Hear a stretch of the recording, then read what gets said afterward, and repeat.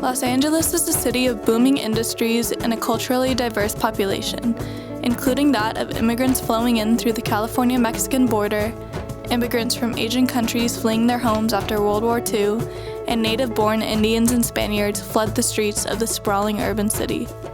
As the city began to grow massively after World War II, city limits continued to spread out with the mass influx of immigrants due to new jobs, the development of the San Fernando Valley, and the building of freeways. The city grew towards the ocean and the east. During this time, the population of Los Angeles increased dramatically to nearly 7 million people by 1970. Although the population of the city was predominantly white and American-born until the late 20th century, an influx of migrants from all over the world greatly changed the ethnic demographics of Los Angeles. In fact, 37.85% of the population is foreign-born.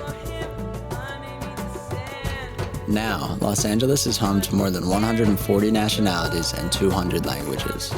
LA is one of the most diverse cities in the country, and although California no longer belongs to Mexico, in many ways it remains culturally Mexican. The immigrant presence in Los Angeles has grown drastically in the past decade. Popular spots such as Olvera Street, Santee Alley, and other immigrant-dense locations have become tourist hotspots that allow visitors to experience LA's immigrant-rich culture. Both of these places serve as almost shopping centers in downtown, with pop-up carts that sell Spanish purses, trinkets, and clothing, and hole-in-the-wall shops that carry anything from makeup to shoes. In fact, many women travel to the famous Santee Alley to shop for prom dresses in high school that are handmade by Mexican-American immigrants who own the shops.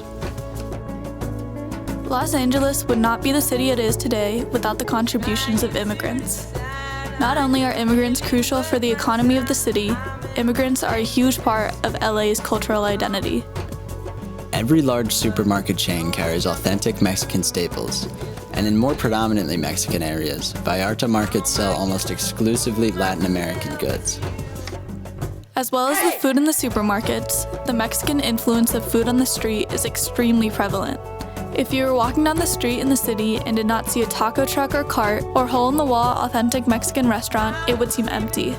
This goes for the popular LA fruit carts and snack carts that you see on every street corner, every park, and every beach as well.